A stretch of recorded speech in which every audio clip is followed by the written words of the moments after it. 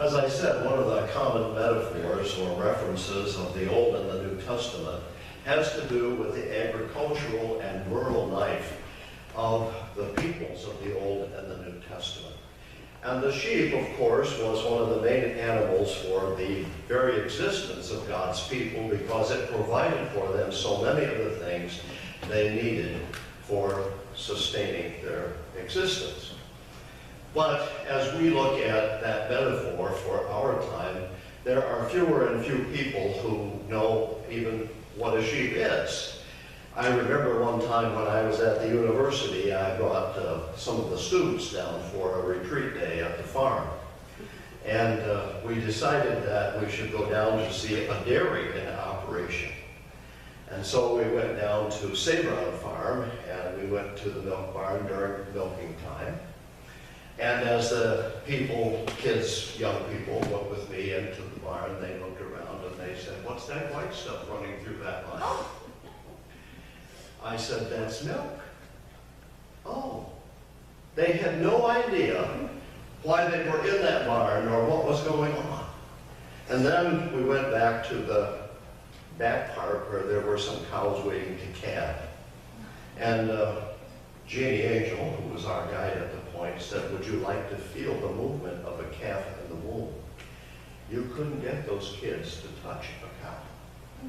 Can you imagine? Most people today don't even have any relationship to a farm animal of any time. Most kids today contact a sheep when they go to a petting zoo or to another location where they can actually encounter what a sheep is. So the metaphor of the Old and the New Testament about sheep can be a little time-worn. I thought about this in terms of the lost sheep, which Jesus talks about so much in the New Testament. And one of my favorite stories came back to me about the people who used to own the farm, Mott Brown and his family. And Don Robinson used to be very close friends with Mott, grew up with that family basically, and heard all of the family stories. But one which I found most amusing was the story of the lost cow. It seems that Mott would send his cows across the road and up the hill for grazing during the day, and then they were sort of to make their way back down to come across for the evening milking. Most of them did, except for one. And Mott said, "Well, we'll wait a while, we'll see if it will come down," but it didn't. So he thought he ought to go to find out what was going on, and when he went to the top of the hill, the cow had found an apple tree and had consumed an unusual number of apples, which then fermented. And she had fallen into a feed between two trees on her back.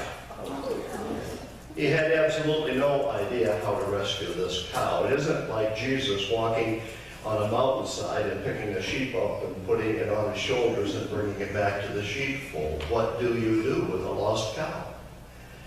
So he said, "Nothing I can do, I'll just wait."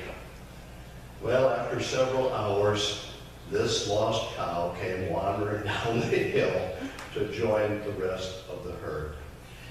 What do you do with something that's lost? Have you ever thought about that?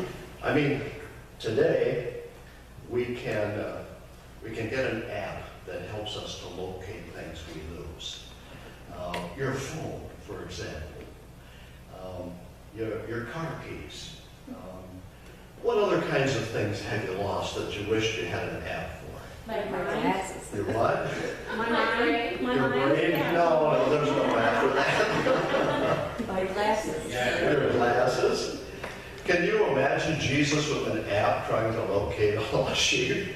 It just doesn't work, does it? But lostness is a fact of the world in which we do live.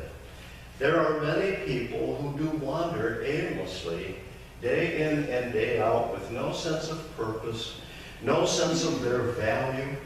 It's amazing to me that we are now in the midst of a time, historically, when we have what we call an opioid crisis. More and more people are becoming addicted to drugs. And what may be the source of that? I mean, do they have no sense of the value of their life? Do they have no sense of a future, a purpose for existence? I suspect both of those are true.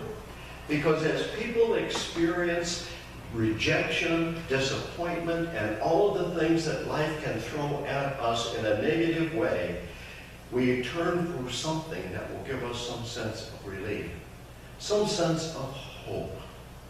The scripture we read this morning from Matthew, God's people were like sheep being harassed and harried by the community in which they existed. And how did they maintain some sense of purpose in their existence? The greater question, of course, is not how did they, but how do we? Because we live in a world that is not user-friendly. If we talk about an opioid crisis, we talk about all of the various and sundry things that are happening in our society and the communities around us almost every day. The increase in abuse of the elderly and children, the trafficking of human lives. When you begin to put that picture together, how do we make sense as God's people with all of this? And I don't mean to dwell on the negativity of it, but you cannot live in this world without some kind of a dose of reality about what's out there and what's happening to people almost every single day. So where do we find our hope?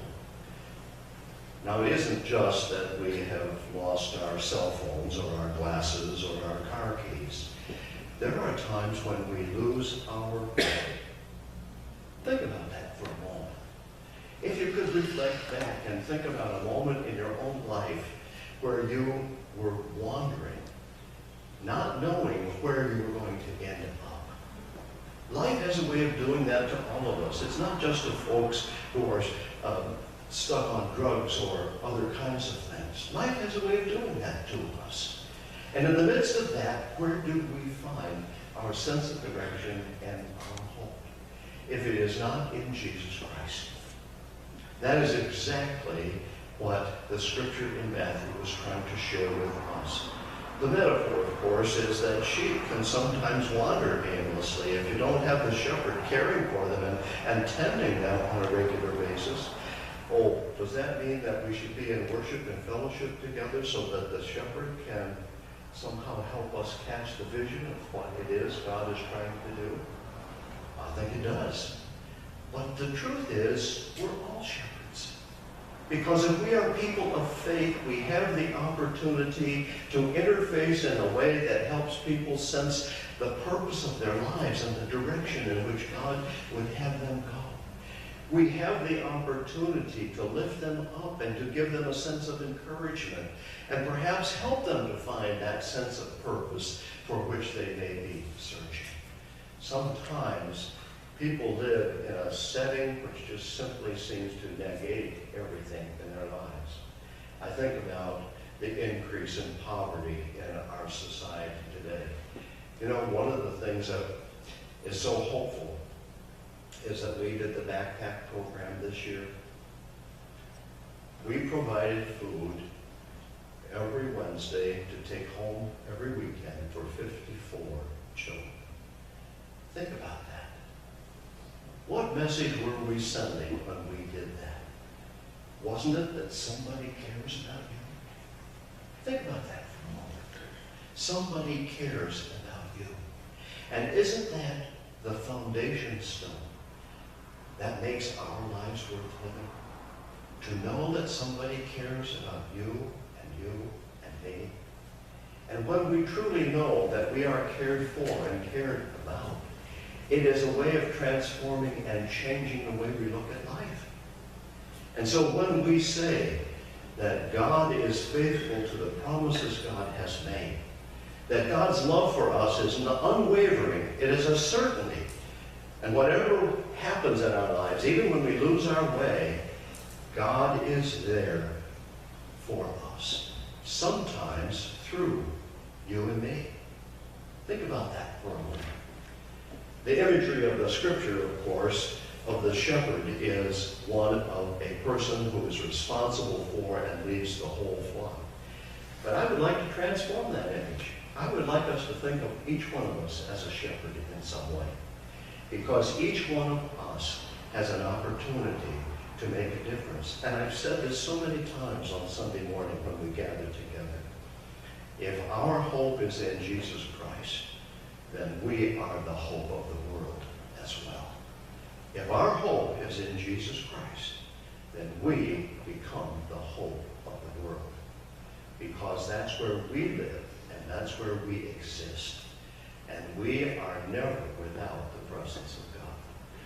You know, sometimes I think we don't acknowledge enough that when we're out there on that sidewalk, when we're out there in that grocery store, when we are there in that department store, who is with us? Are we alone? Sometimes we don't think about the promise that God has made.